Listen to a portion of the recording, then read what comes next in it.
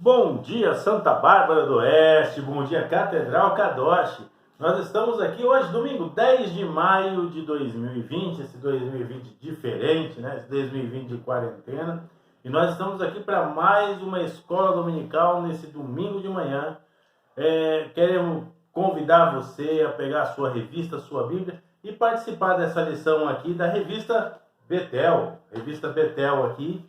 E nós estamos aqui na lição de número 6, dia 10 de maio de 2020. Eu sou o pastor Ronaldo Quintela e eu estou aqui sob orientação do meu pastor-presidente, pastor Paulo Cardoso, e aqui a Assembleia de Deus Braz, Santa Bárbara do Oeste, SBO.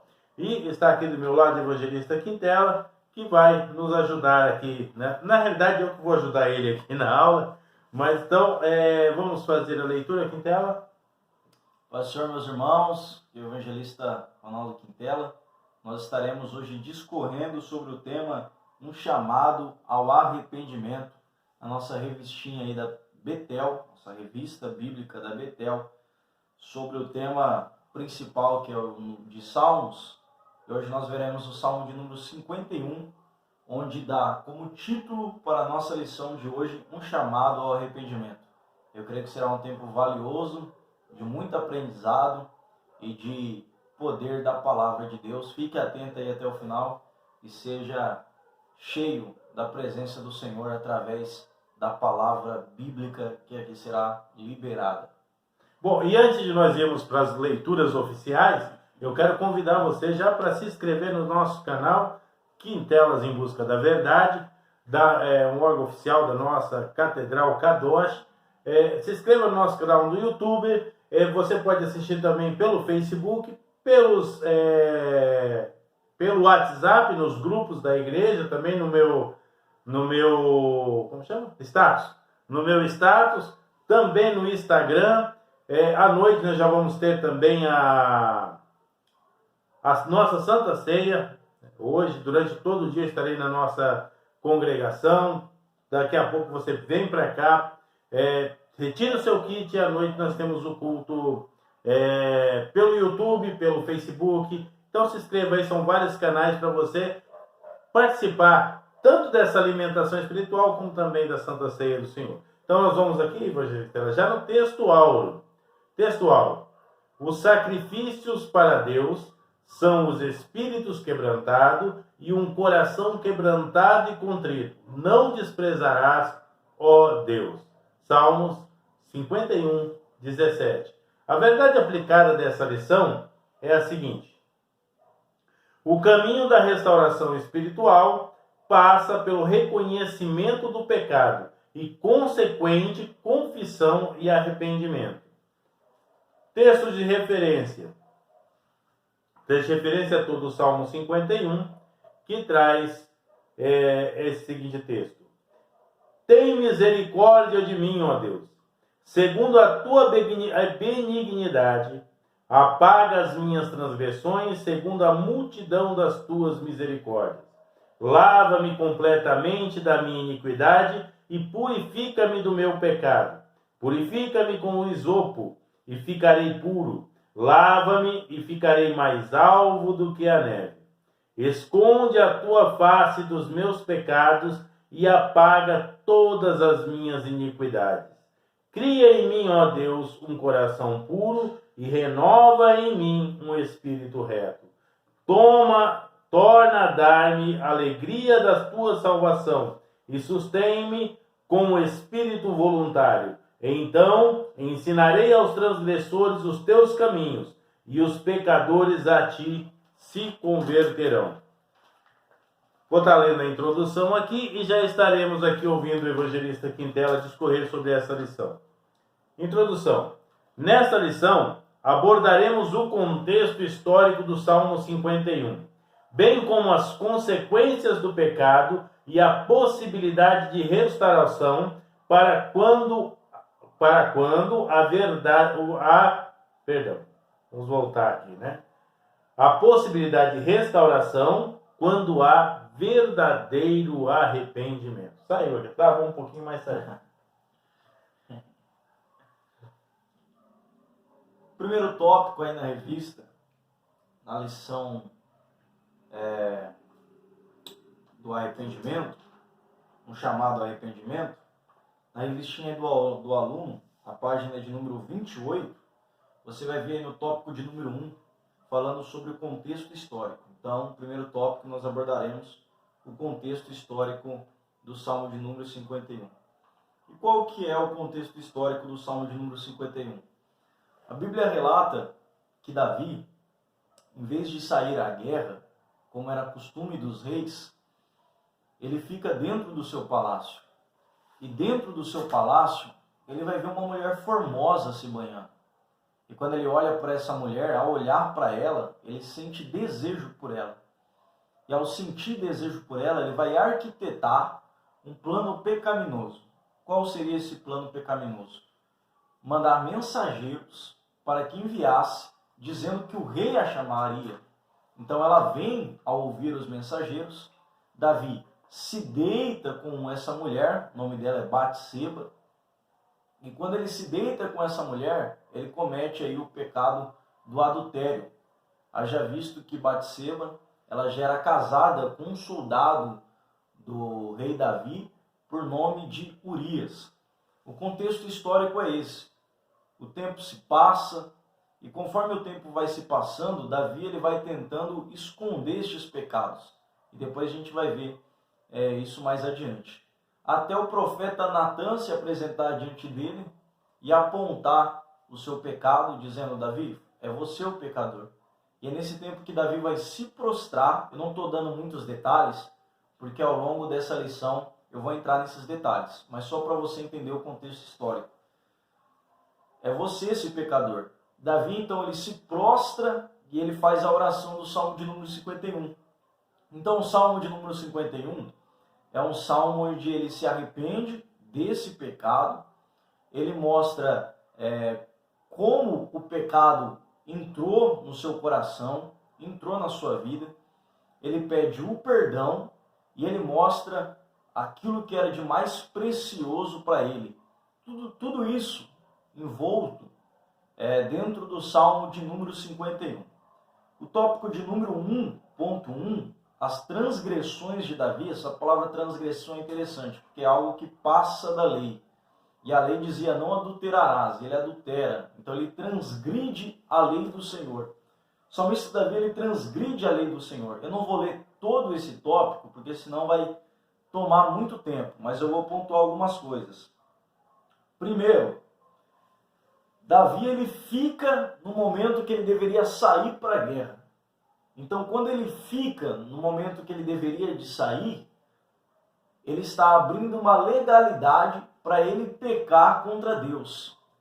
Por quê? Porque quando eu não cumpro as minhas obrigações, eu acabo dando espaço para relaxamento. E a Bíblia, ela diz: vigiai em todo o tempo. No momento que eu dou espaço para relaxar, o tempo que deveria ser de vigilância e de cumprimento de obrigação, acaba dando a oportunidade de eu relaxar e acabar pecando contra Deus. Então aí está a primeira falha de Davi, o rei de Israel. 2. Ele olhou e desejou. Então Davi ele estava olhando dentro do palácio e ele acaba desejando Batseba ao olhar. Isso aqui é interessante, porque o olhar do homem ele tem um poder extraordinário. Eva, ela olhou para o fruto e viu que o fruto era bom. Ou seja, eu consigo sentir o gosto de algumas coisas através do olhar. Eu não estou falando de gosto como do paladar, eu estou falando de imaginação. Por quê? Porque os olhos, ele trabalha para algo se movimentar dentro da minha mente. Então, quando Eva olha para o fruto, a mente dela imagina que o fruto era bom, que o fruto era gostoso. Por quê? Porque esse é o poder extraordinário que os olhos têm. Quando Davi ele olha para Batseba, ele sente o desejo de se deitar com ela, porque ele entenderia que o pecado ali, ao se deitar com ela, seria algo bom para o seu corpo, seria prazeroso para si. Por quê?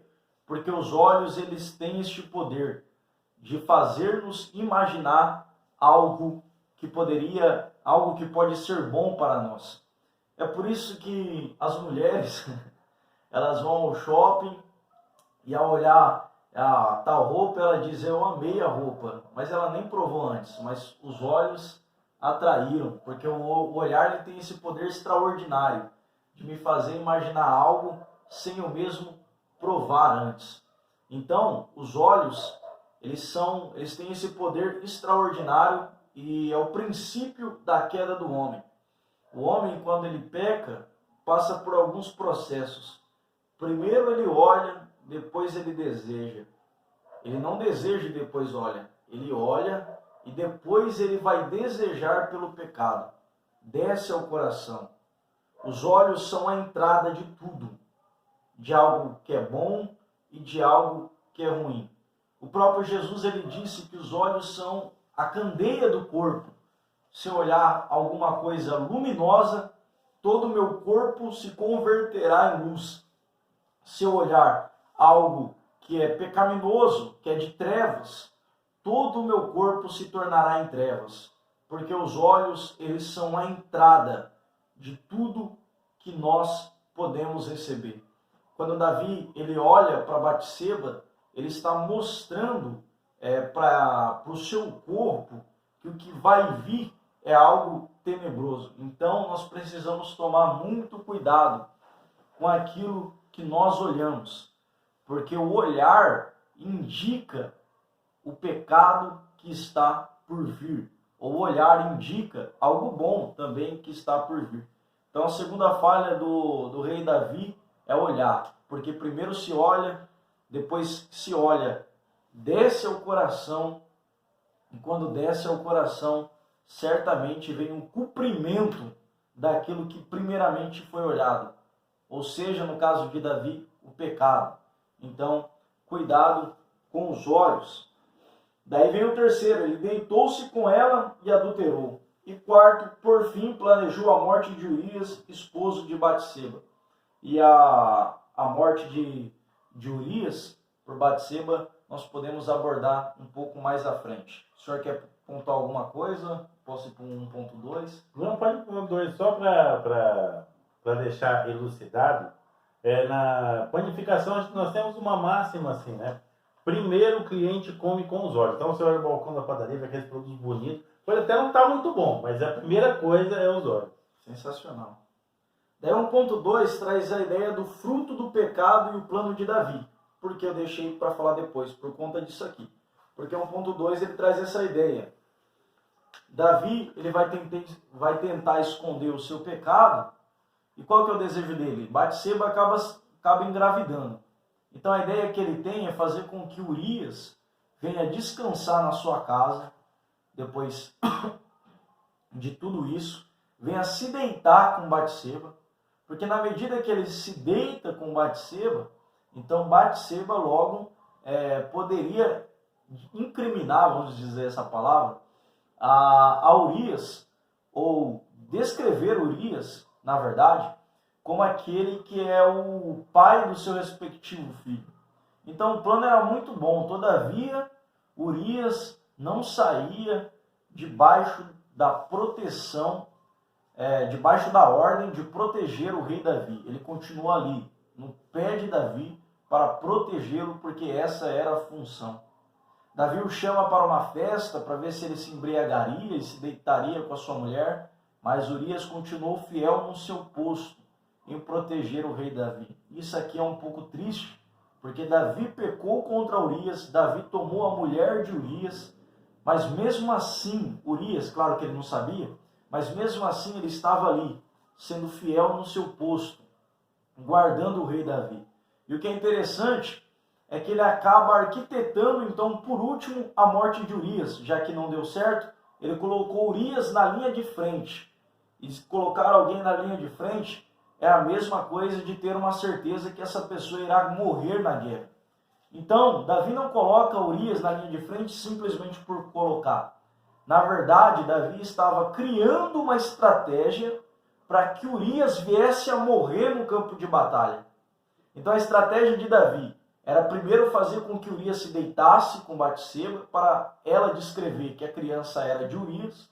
Já que não dá certo, ele arquiteta um plano de morte, colocando Urias na frente da batalha para poder morrer na mão dos inimigos e Davi conseguir viver uma vida em paz, porque aí o que acontece? Ele casa com Batseba e parece que está tudo tranquilo, porque Urias de fato morre na guerra, ele casado com Batseba, agora estão formando uma família, só que ela está grávida. Isso aqui é interessante, porque ela está grávida. E o fato dela estar grávida, como todos nós sabemos, que isso é algo normal da gestação, conforme o tempo vai se passando, a barriga da mulher, ela também vai crescendo, vai dando volume maior. O que isso nos faz entender? Que não dá para ocultar pecado. Uma hora ou outra o pecado vai crescendo, vai crescendo, vai crescendo, e ele vai se tornando aparente. Davi ele queria apagar o pecado, mas a barriga de Batseba mostrava que certamente o pecado estava para ser desvendado. E o tópico de 1.3 nos traz essa ideia. Quando Natan era um profeta, a palavra profeta significa porta-voz do Senhor, o mensageiro do Senhor. Os profetas do Antigo Testamento, eles recebiam claramente de Deus, da voz de Deus, uma mensagem e saíam para entregar ao rei.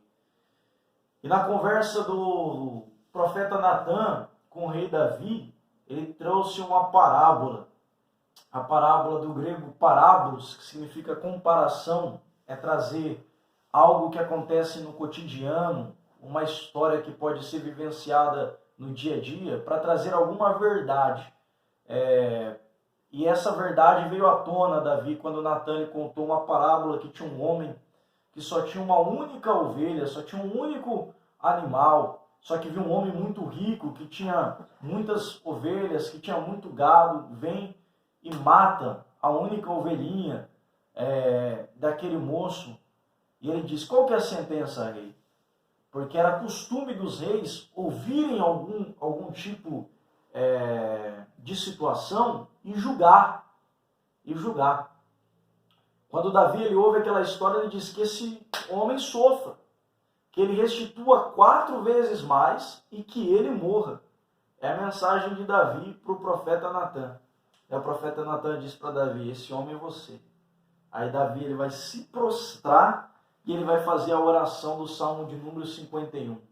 Você vai ver que Deus vai dando oportunidades para Davi ir se arrependendo, até chegar o profeta Natan, até apontar o dedo no rosto e dizer, olha, você pecou. Então, Deus ele vai usando conosco de longanimidade, ou seja, ele é tardio em irar-se. Deus ele vai nos dando misericórdia sobre misericórdia. As misericórdias do Senhor se renovam a cada manhã. Lamentações, eu acho, de número 3, verso 22. Então, Deus vai dando misericórdias para Davi se arrepender, até o momento que ele escancara a porta no rosto de Davi para mostrar que ele pecou. Literalmente ele põe o dedo na ferida. Literalmente ele põe o dedo na ferida. Eu vejo que Deus ele vai minando as forças, Deus vai estreitando os caminhos, Deus vai fechando as portas, mas que o homem se arrepende uma hora, ele se arrepende. E se não se arrepender, ele ainda sofre consequências nessa terra e em toda a eternidade, que seria a morte eterna. Então, irmãos, a palavra para o seu coração é: arrependa-se quando você pecar contra Deus, porque o pecado ele vai crescer, uma hora ou outra ele vai ser aparente, e a condenação pode vir sobre aquele que não se arrepende. Então, arrependimento é o acesso para o homem voltar para Deus. Jesus Cristo é o caminho, e Jesus Cristo nos chama para esse arrependimento. Na medida que eu aceito esse arrependimento, eu passo pelo caminho que é Jesus para alcançar a salvação. Deus ele sempre vai nos dando oportunidades, e conforme nós vamos recusando as oportunidades, nós vemos as portas se estreitando, os caminhos se estreitando, até que nós possamos compreender que nós precisamos nos arrepender. Depois de todas as situações, Davi ele percebe que não está tudo certo. Na verdade, ele precisa se prostrar e se arrepender. E o tópico de número 2 é esse, o caminho do arrependimento. Falar alguma coisa ou posso? Não, pode continuar. Tópico de número 2, o caminho do arrependimento. Ao 2.1, reconhecimento e confissão do pecado. A primeira coisa que eu preciso ter para eu poder me arrepender de fato e voltar para os caminhos de Deus, voltar para Deus, a primeira coisa é reconhecer o meu pecado. Como é que eu vou me arrepender daquilo que eu não reconheço? Não é verdade? Então, primeiro eu preciso reconhecer que eu falhei. Não, eu estou errado. O reconhecimento, ele vem acima de todas as coisas. Se eu não me engano, o apóstolo Paulo, não me lembro, mas está em uma das cartas, que diz que nós precisamos receber a tristeza de Deus. O que é a tristeza de Deus? É eu cair em si, é eu reconhecer. O arrependimento começa quando eu sinto a tristeza de Deus. Só que eu não posso simplesmente sentir a tristeza de Deus e parar por aí, porque senão nunca vai ser arrependimento. Vai ser remorso. Por exemplo, Judas Iscariotes. Ele sentiu o peso do pecado. Quando ele chega de novo aos homens, a guarda romana, e lança ali as 30 moedas de prata, o preço de um escravo, quando ele entrega a Jesus, ele diz, eu entreguei um homem justo, um sangue justo. O que é isso? Ele sentiu a tristeza. Ele reconheceu que ele falhou, só que ele não disse para Jesus, eu me arrependo, me perdoe do pecado. Ele não faz nada disso. Ele sente a tristeza, ele sente o remorso, ele sente aquilo ali naquela hora, mas ele não continua. Então nós não podemos apenas ter o reconhecimento, as coisas têm que fluir, e eu vou falar sobre os outros passos. Mas o primeiro passo é o reconhecimento. Quem não se lembra do filho pródigo? E caindo em si, quando ele viu a situação que ele estava, desejando comer das bolotas dos porcos, a Bíblia diz, e caindo em si, ou seja, ele reconheceu o estado de miséria que ele estava, ele reconheceu aonde os pecados dele o levou, que era onde? Que situação que era? Está longe do pai, está sendo trabalhador de um estranho, desejando comer as porcarias do mundo, as bolotas dos porcos. Então ele reconhece. Caindo em si traz a ideia de reconhecimento. Então o primeiro passo para alguém voltar para Deus, se arrepender, é reconhecer o seu pecado. O segundo passo é a confissão. No final do tópico 2.1 e início do tópico 2.2, na sua página de número 29 da revista bíblica, traz essa ideia de confissão. Por quê? Porque o primeiro passo é reconhecer. Tem gente que se reconhece que está em falta, mas é muito orgulhoso para confessar aquilo que fez. Às vezes a pessoa pensa, o que vão dizer de mim? A minha moral vai cair, a minha cadeira vai ser tirada. Então o resultado é confessar o pecado. Eu não estou falando para você confessar a homens. Se você achar por bem confessar a homens algum tipo de pecado, confesse. Estou dizendo sobre agora a confissão a Deus. Na ideia do salmista Davi, de confessar o seu pecado a Deus. Ao confessar a sua iniquidade ao Senhor. Então, o primeiro passo é eu reconhecer que eu pequei, mas eu tenho que deixar o orgulho e confessar o meu pecado. Porque quando eu confesso, eu alcanço a misericórdia. Então não posso apenas reconhecer, eu tenho que confessar. Quem não se lembra de Adão? Adão estava lá dentro do jardim, havia pecado contra o Senhor. Aí Deus aparece para ele e diz, Adão, Adão, onde estás, Adão? Deus é onisciente. Você acha que Deus não sabia onde que Adão estava? Claro que sabia. Mas o que Deus queria? Que Adão viesse e confessasse. Por quê? Porque alguém só pode alcançar a misericórdia do Senhor se confessar os seus pecados. Então, o primeiro passo é eu reconhecer que eu falhei. O segundo passo é eu confessar com a minha boca que eu pequei, para que eu possa vir a ser perdoado. E o terceiro passo aqui é o pedido de perdão. Eu confesso o que eu fiz, mas eu não apenas confesso o que eu fiz. Eu peço perdão a Deus. Por quê? Porque eu quero ser restaurado. Aquele que reconhece, entende que pecou. Aquele que confessa, deixa o orgulho. Mas só recebe perdão aquele que pede o perdão. A Bíblia diz que pedi, pedi e dar-se-vos-á. Então, se eu pedir o perdão a Deus, Deus me perdoa. Se Ele vê que eu deixei o orgulho, confessando, e se eu entendi que pequei. Eu não posso simplesmente chegar pedindo perdão, às vezes, sobre algo que eu nem sei o que eu fiz. Ou pedir perdão sem antes ter confessado de verdade. Por quê? Porque a confissão, ela vem para mostrar para mim mesmo, para dentro do meu ser, o quão terrível eu sou. Então, quando eu confesso, eu estou dizendo, nossa, como eu sou terrível. Dentro de mim, eu percebo o quão rústico eu sou, o quão mal eu sou. Depois disso tudo, eu entendo que eu preciso do perdão, porque perdão é uma necessidade. Então, depois da confissão, é revelado que o perdão é uma necessidade. Então, aqui é uma tríplice: reconhecimento, confissão e o pedido de perdão. E a Bíblia diz que todo aquele que se arrepende, tudo isso se resume ao arrependimento. Todo aquele que se arrepende e deixa o pecado, este é perdoado pelo Senhor. 2.3. O perdão não aniquila as consequências. E aí está um porém. Por quê? Porque o perdão, ele me perdoa de fato. Deus me perdoando, eu fico purificado, eu fico limpo diante dele. Só que ele não aniquila as consequências. Tem uma frase que diz que eu sou o Senhor na minha semeadura, mas eu sou escravo da minha colheita. Eu vou repetir. Eu sou o Senhor da minha semeadura, mas eu sou escravo da minha colheita.